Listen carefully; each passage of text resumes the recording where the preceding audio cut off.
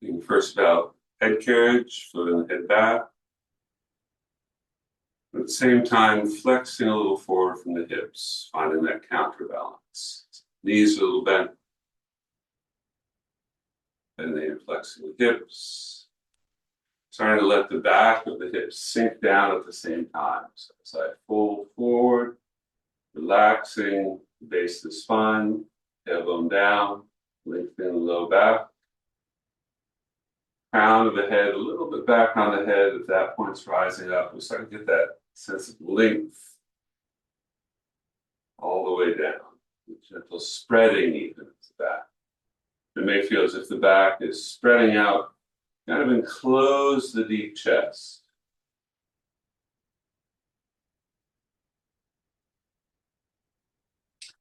Then the shoulder blades sink down into that space back as much as possible. And even think of gathering them a little bit down and in towards the middle of the back.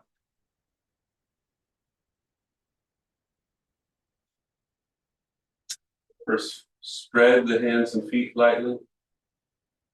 And then think of very lightly grabbing the floor.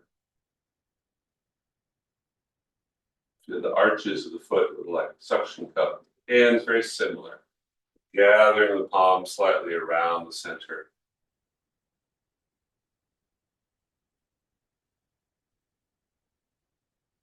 Relaxing the face and jaw, relaxing the eyes, looking softly to the distance.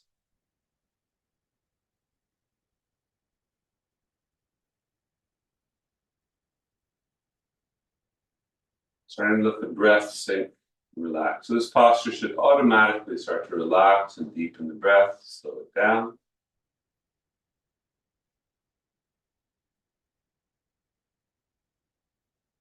Feel the breath collect in the abdomen. Fullness as we inhale. Not just in the front, but reaching to the back as well. Try to gently maintain this posture as we rock our way forward and back.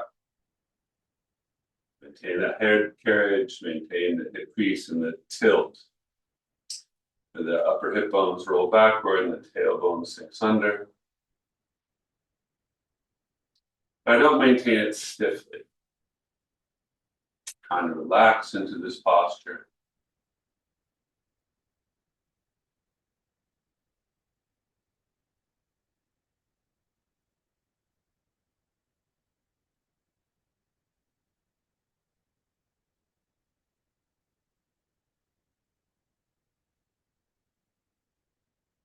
Dropping the weight about 70%.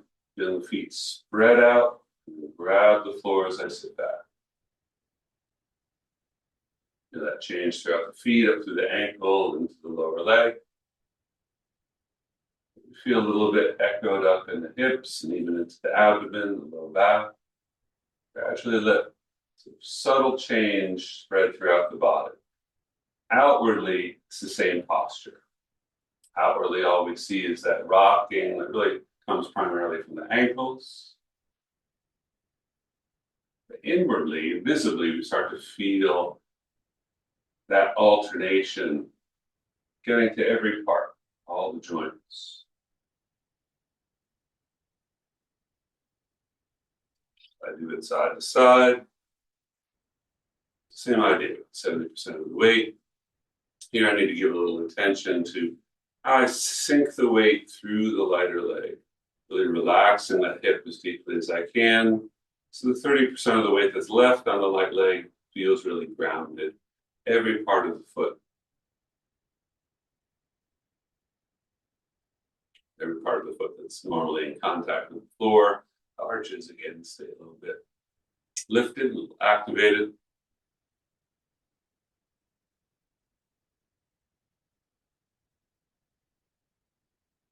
Circle.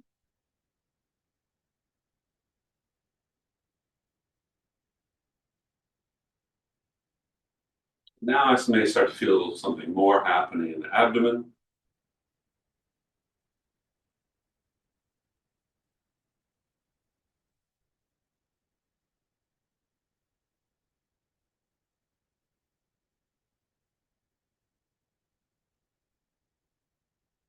Pause and reverse.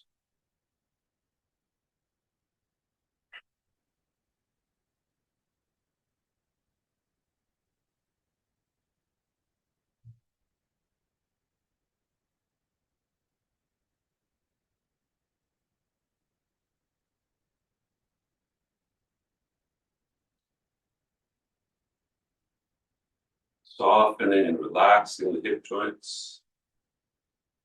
Grounding the feet.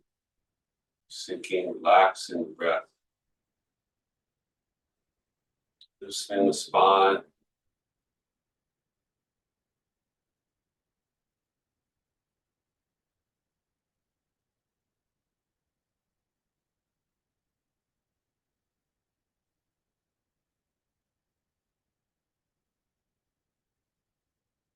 Now let's look up a little bit, but try to keep that feeling of the chin retracted. So I feel very light stretch reaching very evenly down the front of the body, as opposed to feel like it happens mostly in the front of the neck. When I look down, the same thing. I don't want most of the work to be happening here. That's where I see the movement and the movement of the head, the neck. But I can feel that it's very even, reaching down into the upper back, maybe even lower.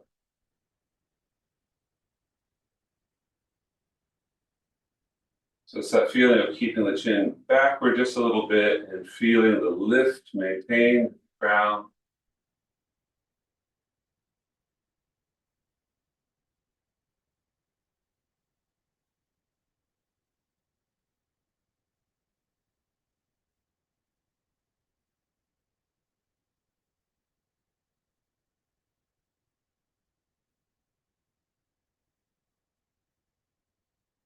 And as I look up, I'm going to turn my palms a little forward, open up the front of the shoulder a little bit, help bring that subtle stretch down into the chest a little bit by using the shoulder movement to help.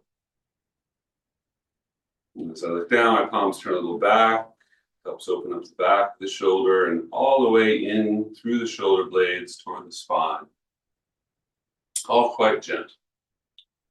And as I do this range of motion in the upper body, the lower body stays stable. So my weight is not rocking back and forth, and I'm not losing that posterior tilt of the hips. The tailbone's still dropped under. The low back feels nice and stable, but again, not stiff or rigid. And as we start the walking, this is really important. I'm not going to be looking up and down so much, at least at this stage when I'm walking. But to be able to make these changes and not lose the outer shape, right, and that angles the alignment of the lower body, the lower spine, the pelvis, the hips, but at the same time not holding it stiffly. How is it we do that? When I look up, I can feel a little stretch all the way down through that, maybe even at the front of the hips, but I don't see any movement, below the waist. Even in the chest, the amount of movement I see from the outside is pretty subtle.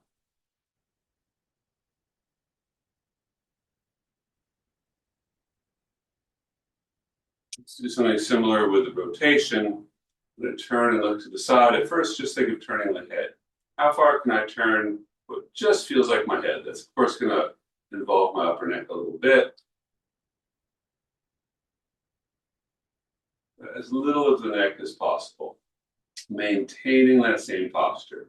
The chin's still back, crown's still up. And gradually, I'm going to work down through my neck.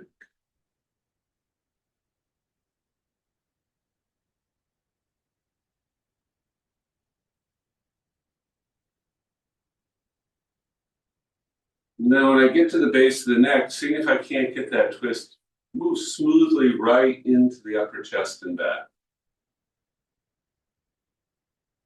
At least the feeling of it. From the outside, I'm not seeing a big twist of the shoulders. The movement is still apparent, right, in the head and neck. See hardly anything going on in the shoulders. Let it work down into the chest, down through the area of the shoulder blades. If I wanted to help sort of stabilize the arms, but activate a little bit more of that feeling, stabilize the chest, activate more of that feeling, use the arms. So I'm going to point both thumbs the opposite way from my nose. So especially with the opposite hand turning away, it sort of keeps that shoulder where it is in space. You can see there's a little bit of movement at the center line of my chest in the opposite direction. I get a nice big opening in front of that shoulder. That's helpful.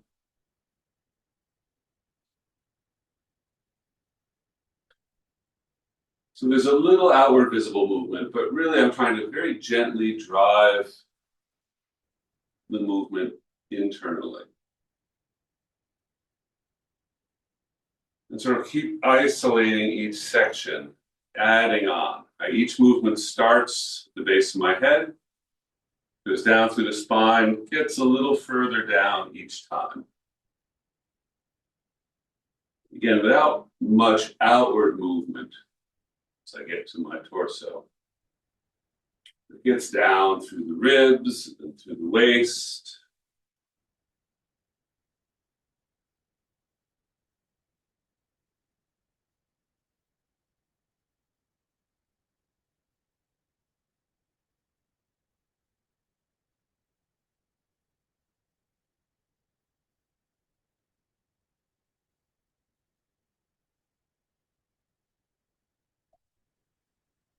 Go across the top of the hip bones, and then down into the hips, upper thighs. So here, my nose is pointing almost to the side, right, almost 90 degrees. But in my trunk, there's very little visible turning. There's some. Weight's still staying quite even on the feet. So that may, again, require me to give a little extra attention to sinking the weight to the opposite hip, the side I'm turning away from, and down through that leg and foot, making sure the little toe stays anchored, and that leg doesn't start to fall in. Even subtly, I'd like to avoid that. But may require a little attention just to anchor that little toe through relaxation, not through stiffening up.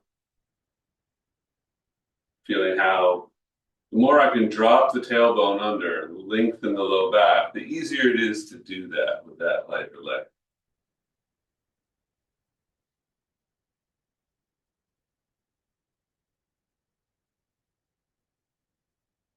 And then I can feel that twist right down through my ankle and start to articulate all the smaller joints of the foot.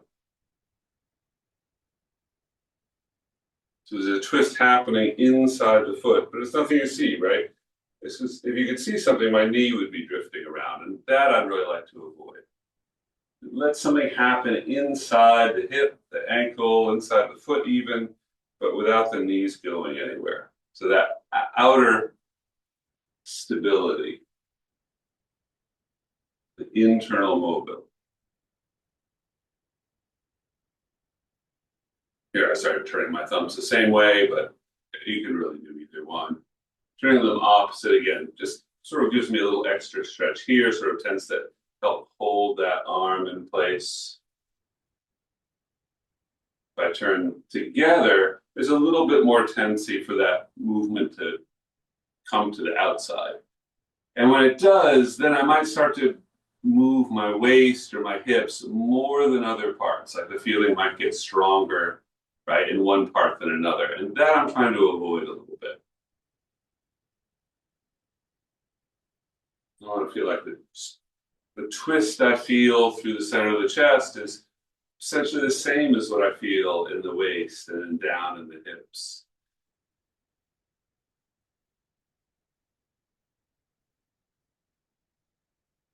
And I started talking a little bit about sort of the implied twist in walking last week. And this can really help with that, right? So outwardly stable, inwardly things are moving, things are rotating. Now I'm going to open up that back hip. You'll notice as I turn, that again, that knee doesn't go anywhere. Stays right over my toes, the hip's over my heel, my hip doesn't swing out to the side. I am turning out the other foot, turn my palms forward, and I'm just going to flex the ankle and the wrists. Nice and gently. Warm things up. Maybe notice how things will just start to feel warm, loose, a little more relaxed, but also kind of fullness. Now I'm going to turn the toes in just from the ankle, not from up here in the hip. So my knee doesn't really turn side to side. When I move the hands side to side this way toward the little finger, towards the index finger, there's not much elbow movement. The elbows are staying where they are. Just in that way, the knee, the elbow, they're outwardly stable. Now I can feel the pull, the stretch reaching up, not just to the elbow, but right through it, right up through the knee. That's the internal sensation versus the external range of motion.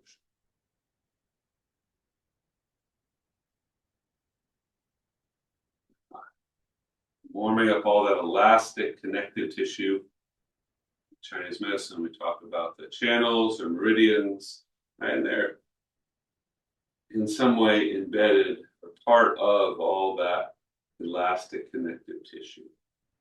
And so when I talk about fullness, let's change sides.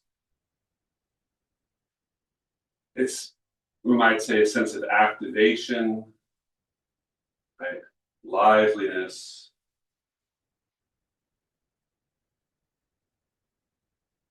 If things are feeling kind of contracted and tight, just as they relax, we're making space. So we can think of that fullness as kind of a making of space, and then something's going to fill it. What's going to fill that space? Well, blood, the fluids of the tissue, which are really part of the blood, right? You talk about things like lymph as if they're a separate system, but lymph is really just part of the blood. Serum without the red blood cells, they're all part of one big system.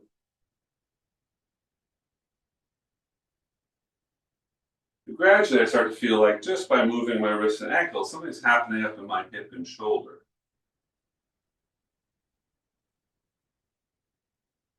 Without really moving my hip and shoulder. So that's interesting to notice and feel. If I'm on the heel again, I can toe in and toe out just from the ankle, tilting the wrist side to side as well. And as I'm sitting back in this leg, the knee is bent, got that hip crease, it's the same posture, right? So the chin's back, forward a little bit at the hip, dropping the tailbone. Feeling that the breath is relaxed, collecting here. We haven't talked much about the breath yet. And the breath should just respond to the posture. It may take a little while. The posture should give a certain quality to the breath over time.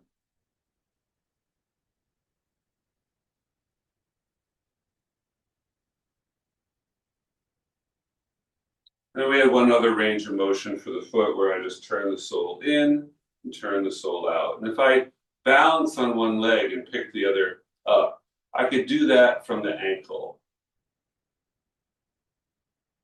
And that's a fine exercise as long as I can stay kind of relaxed, balance on that back leg. But if I'm starting to stiffen up, and if I'm tightening up and struggling, better just keep the toes on the floor and do that.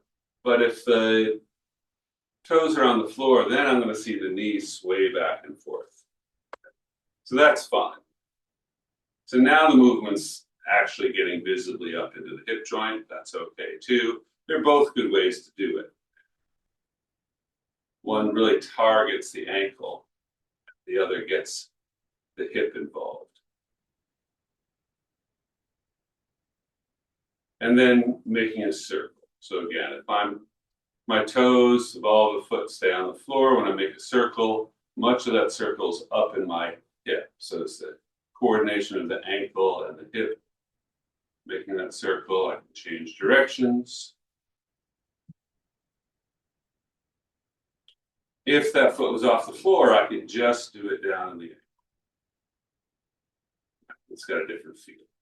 I can always, hold on to something for stability. If I wanted to try that, and again, part of the exercise really is feeling comfortable on the standing leg as well. It's not like I'm just exercising one leg and forgetting about the other side.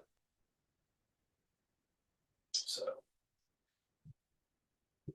in and out. If I want to add the hands, palm up, palm down.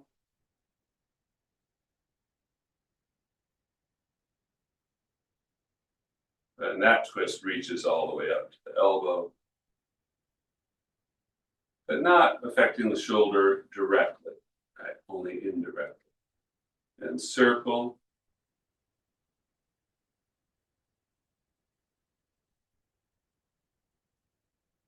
Reverse. So when I make the circle, it gets all three ranges of motion. Right? It has that flexion, that side to side abduction, adduction, and that turn in, turn out, or inversion, eversion. And all three ranges of motion are built into walking, but not so as you would notice unless you're paying very close attention. Right? When we're walking, it looks like it's mostly just flexion.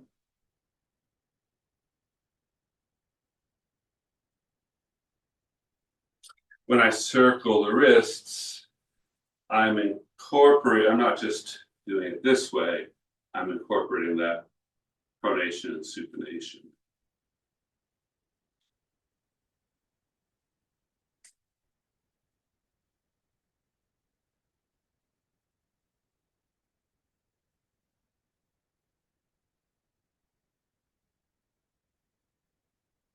Shake out the legs a little bit.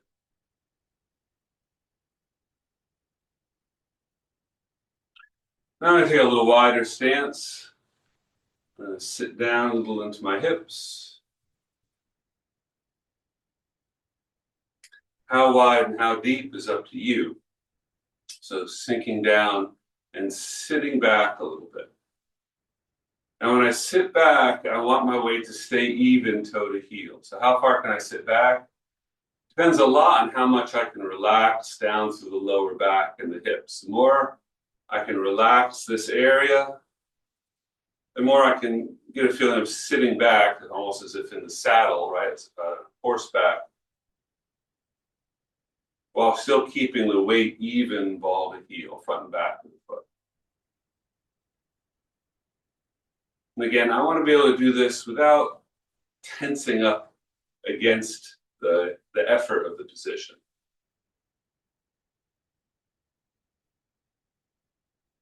Initially, I might just go up and down a little bit. Try to relax down into a deeper stance.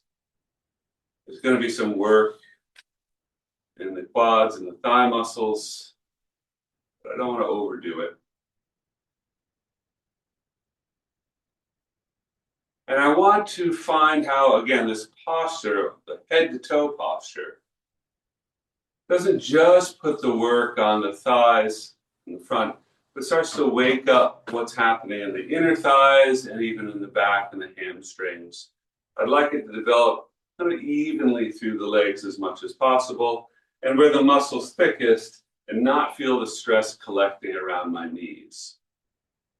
So if I feel it around my knee, I have to adjust everything we've just been talking about, really. Make sure weight's even, toe to heel. Try to relax down through the low back as much as possible. Even the head carriage can make a difference. And with some small changes, eventually you should be able to move that stress from down closer to the knee up into the thicker part of the muscle, where it's going to do good and not cause any strain. So in just some very mild squatting, slightly up, slightly down, with the intention of, as I said, relaxing into this posture, making it strong and stable, but relaxed. And then I'm going to do a little left and right, shifting again. And here, the lighter leg has to stay grounded and stable. So that little toe has to stay anchored, not by pushing it down or forcing it, but by trying to release down through the hip.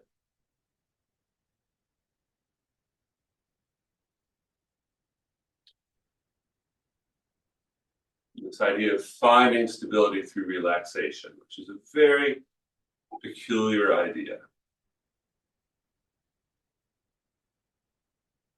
But it's behind all Tai Chi. You just can't have Tai Chi without that idea that the stability and the strength is going to come through some quality of relaxation. If I'm going to stabilize this leg, I have to relax it. This is not the same as saying I have to slacken it, right?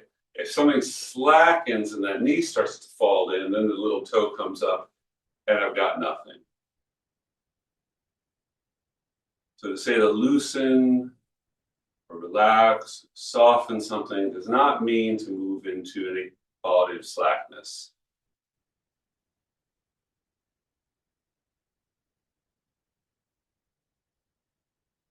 This means to move away from stiff, forced tension. Again, it's about 70% of my weight here. I'm going to pause in the middle. I'm going to do some more turns. But now the turn is focused on the hip joint. So not up here at the waist, not led by the head or the shoulders. All right, we did that top-down twisting. This is something different. If I put my hand right on the upper hip bones,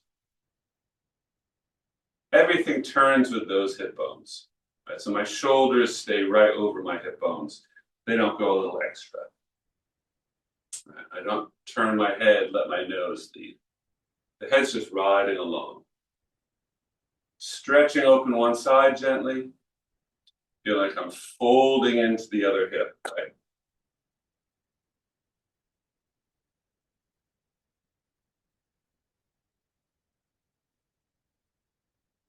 My weight stays even on the feet for the moment. Do some of those turns. Again, relaxing, releasing the hips. Let this stretch open on one side. And stretch open the other and release through it into that leg. And then I can combine the weight shift and the turn, which makes it a little more challenging to release the weight down and anchor that back foot.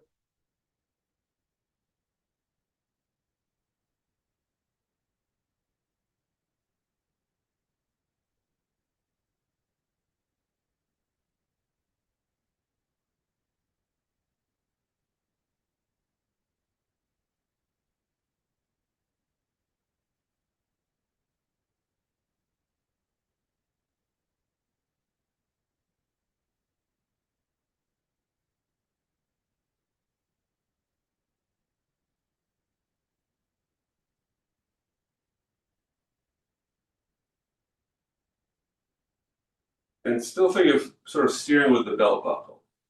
Doing it from down here at the hips.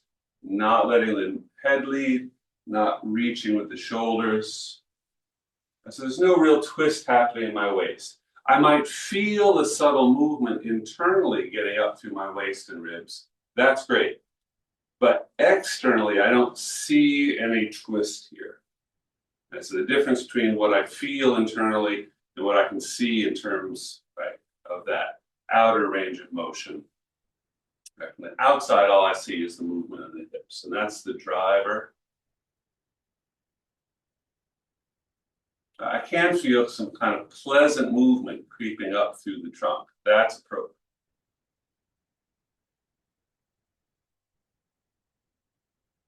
Again, it's that kind of invisible movement.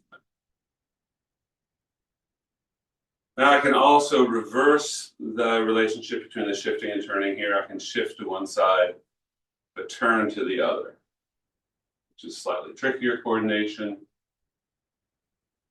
And it gives me a different feeling of what the challenge is in relaxing down to the lighter leg again. It's very easy to let that leg slack.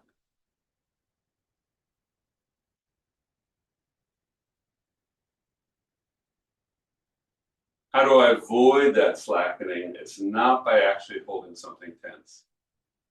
It's the way I release down through the back.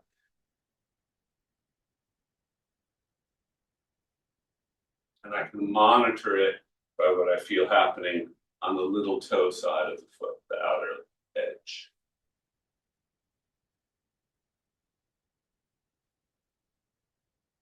I'm shifting my weight about 70%. And you can even think of how much am I turning from side to side? Say about 70% of what your maximum is. Right, so not getting into that point where you're straining and putting a lot of effort into it. The effort is mostly mental here and trying to figure out how to turn from the hips, how to release the hips, and not forgetting about the head carriage, sinking the shoulders. Noticing that the breath stays relaxed. That's the most important part. After relaxed, even, right? Not holding the breath. Deep will come along gradually. Should always be comfortable.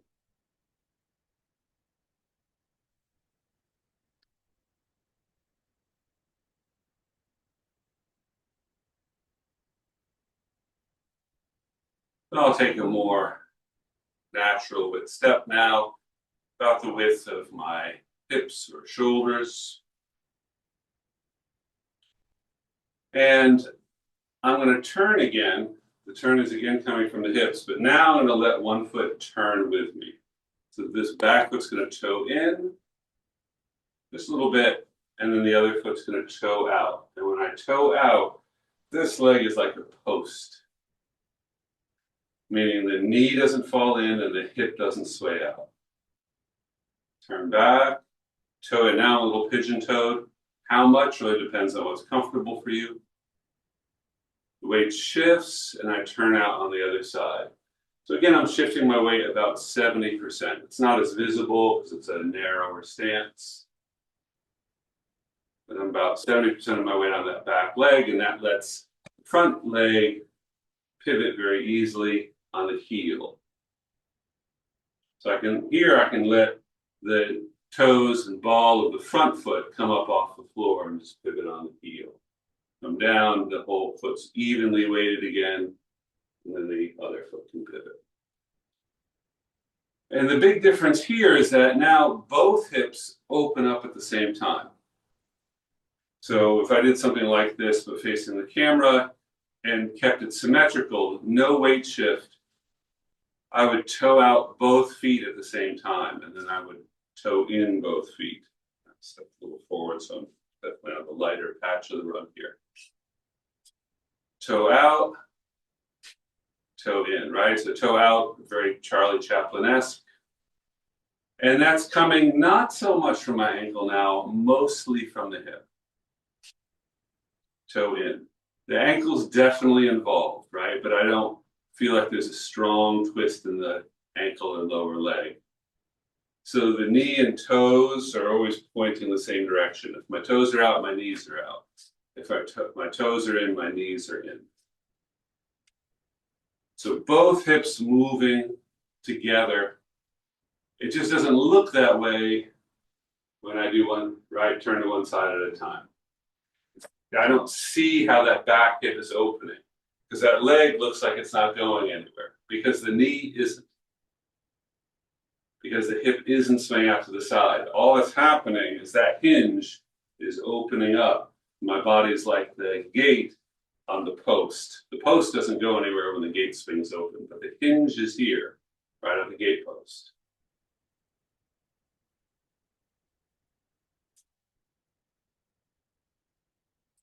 And how do I find the stability on that back leg so that it doesn't wobble or twist?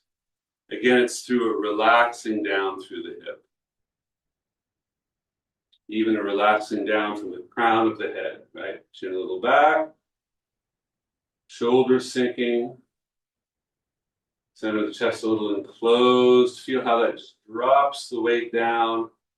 A little hip fold helps get it right down straight through the hips, legs, ankle, feet. If I'm leaning backward a little bit, even slightly, that can really concentrate the stress in my low back and hip or down in my knee.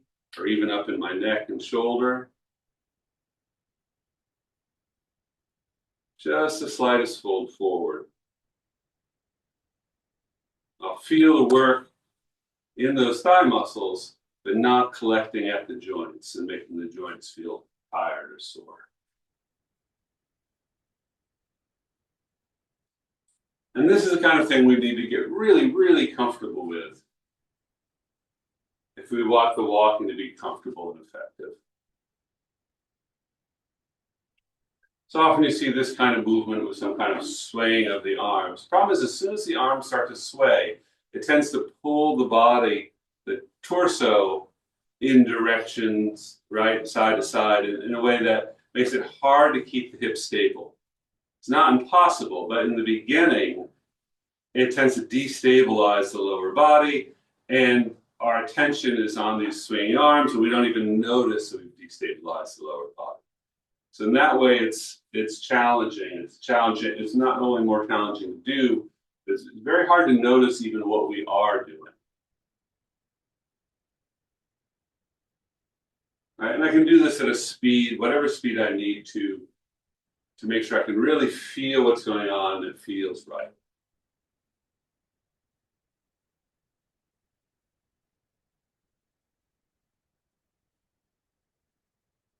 These are the things we need to do the actual Tai Chi walk.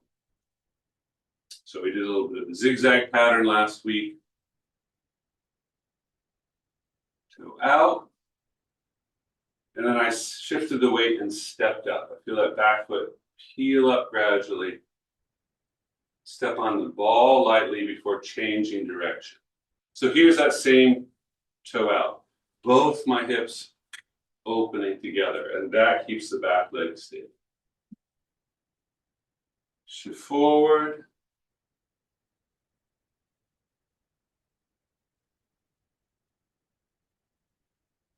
Both hips opening up.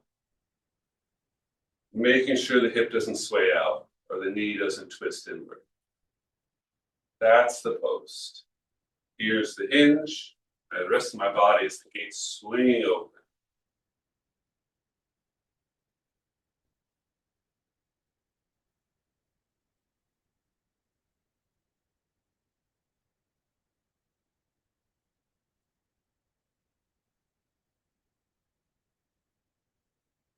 And as I come forward, starting to turn the hips toward the front a little bit, which requires even more flexibility in that hip in terms of letting it open up in rotation, right? That side to side range of motion. At the same time, because I'm probably not terribly flexible in that area, I can let the back foot adjust a little bit, pivoting on the heel.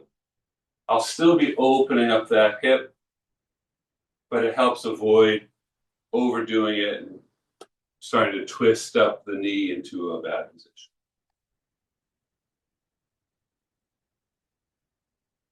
Both hips open, shift the weight. For a moment, leave the back foot planted. Keep sinking the weight through that hip, all the way down through the foot. Feel the whole foot anchored as I move away from it. And then step up. And as I shift forward, turning the hips a little bit, be in line with that front foot. Back foot can just pivot a little bit on the heel. I don't even need to lift the toes. Sink the weight through that back hip. Keep that back foot grounded until the very end of the movement where the foot pivots. Actually, even then, it's grounded. We don't lose that anchor until we step up.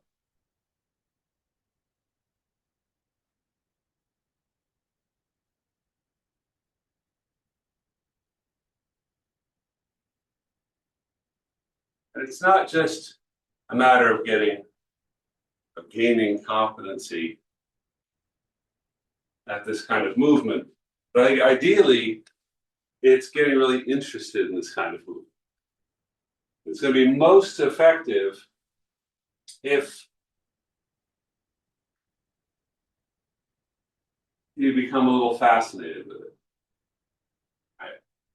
if the challenge is interesting and the mind is really focused, but in a way that's kind of light and relaxed, not obsessive, right? Not worried whether I'm doing it right or wrong, but just interested and engaged in like, that's not happening quite right. Why not? What exactly is the problem? Try to avoid complicating the step, keep it simple.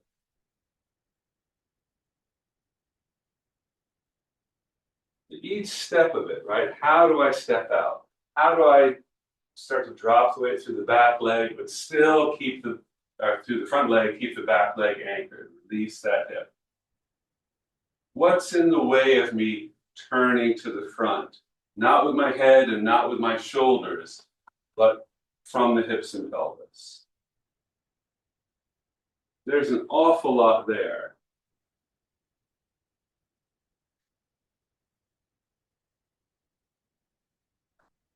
And ideally,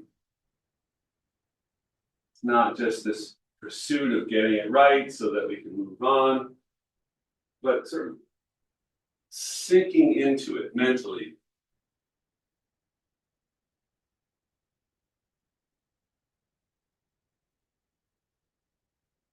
The feeling of it becomes very interesting, even when the feeling of it isn't quite, you can tell it's not quite right. That's okay. Nothing's forced, not from a point of view of the muscles, but also from a point of view of the mind. It just becomes a pleasant thing to do.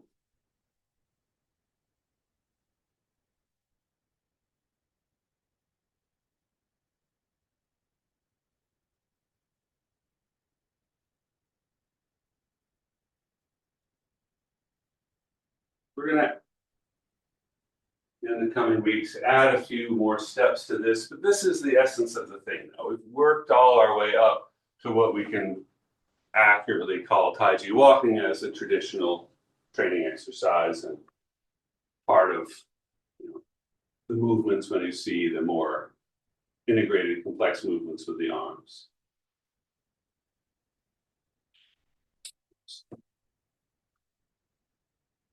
This so already 9:45, went a little over today. I'm just going to shake out my legs, walk in place a little bit, let the arms swing.